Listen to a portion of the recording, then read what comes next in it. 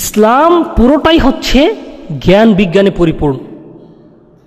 অজ্ঞতার মূর্খতার কোনো স্থান ইসলাম ধর্মে নেই। তাই জ্ঞানের কিতাব পবিত্র কোরআন নাজিলকৃত প্রথম আয়াতটাই ছিল জ্ঞান অন্বেষণ সম্পর্কে। আমরা সকলেই জানি সূরা আলাক আয়াত নং 1, ইকরা বিসমি রাব্বিকাল্লাযী খলাক, পড়ো তোমার প্রভুর নামে যিনি তোমাকে সৃষ্টি করেছেন। জ্ঞান অন্বেষণ সম্পর্কে রাসূল সাল্লাল্লাহু আলাইহি সাল্লাম বলেন, তালাবুল ইলমি ফরিদাতুন আলা কুল্লি মুসলিম, রাওয়াহু ইবনে মাজাহ। প্রত্যেক মুসলিমের জন্য, প্রত্যেক মুসলিমের উপর, হোক সে পুরুষ অথবা নারী, তার জন্য জ্ঞান অর্জন করা আবশ্যিক, ফরজ। অর্থাৎ একজন মুসলিম তার ইবাদত, তার লেনদেন, তার চলাফেরার ন্যূনতম একটা ইসলামী জ্ঞান তার মধ্যে থাকতেই হবে, এটা তার উপর ফরজ।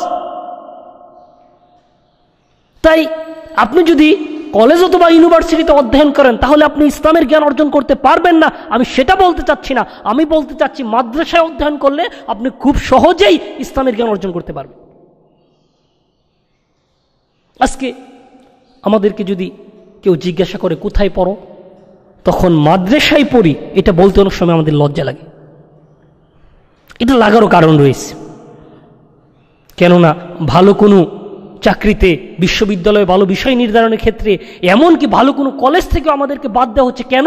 আমাদের ব্যাকগ্রাউন্ড মাদ্রাসা। এর জন্য দুনিয়ার মুসলিম, আল্লাহ সুবহানাহু ওয়া তাআলার বাণী তুমি শুনে রাখো। আল্লাহ সুবহানাহু ওয়া তাআলা সূরা ফাতিরের 32 নং আয়াতে বলেন, সুম্মা আওরাসনাল কিতাবাল্লাযীনা ইসতাফাইনা মিন ইবাদিনা, অতঃপর এই কিতাব, এই কোরআনের ওয়ারিশ করেছি, উত্তরাধিকারী করেছি আমি এমন কিছু লোকদেরকে, আমার বান্দাদের মধ্যে আমি যাদেরকে পছন্দ করেছি। আল্লাহ সুবহানাহু ওয়া তাআলা যাদেরকে পছন্দ করেন তারাই কোরআনের জ্ঞানে সমৃদ্ধ হন। তাই বুয়েট অথবা ঢাকা বিশ্ববিদ্যালয়ে অধ্যয়নের কারণে আপনি কোরআনের জ্ঞানে উজ্জীবিত, কোরআনের ওয়ারিশ হতে পারবেন না, আমি সেটা বলছি না। আমি বলছি যে আমি সুনিশ্চিত করে এটা বলতে পারি যে আপনি মাদ্রাসায় অধ্যয়নের কারণে খুব সহজেই আপনি কোরআনের ওয়ারিশ হতে পারবেন। তাই একজন মুসলিমের জীবনের প্রথম শিক্ষা হতে হবে মক্তবের শিক্ষা, এরপর সে জ্ঞানের যে কোনো শাখায় বিচরণ করে।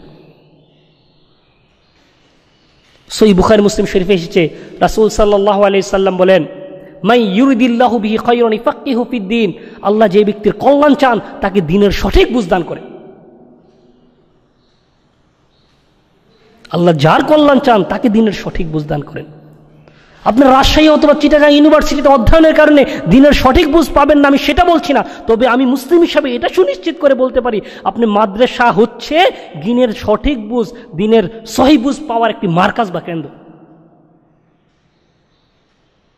যদি হচ্ছে আপনি মাদ্রাসা শিক্ষাকে অবহেলা করছেন, আমি জানি আপনি ওই মাদ্রাসা শিক্ষায় গুরুত্ব দিবেন, তবে এখন না। কখন? যখন আপনার বয়স হবে 60-70, যখন আপনি মৃত্যু পথযাত্রী হবেন, যখন আপনার কালেমা পড়াতে মসজিদ থেকে হুজুর আনা লাগবে, আপনার দাফন কাফন জানাজা, এমনকি মৃত্যুর পর আপনার জন্য দোয়া করো তো মাদ্রাসা থেকে হুজুর আনা লাগবে। কেননা আপনি তো আপনার সন্তানকে সেই শিক্ষা দেননি।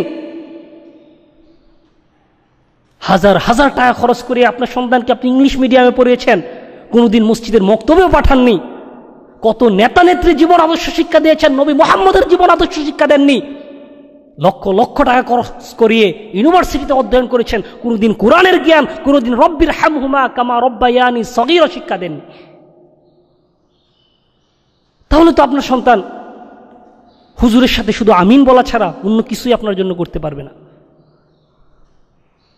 আফসোস আপনার জন্য, যদিও আপনি দুনিয়াতে মুসলিম হিসাবে জন্মগ্রহণ করেছিলেন, কিন্তু সারাটা জীবন আপনি মুসলিমদের বিরোধিতাই করে গিয়েছিলেন।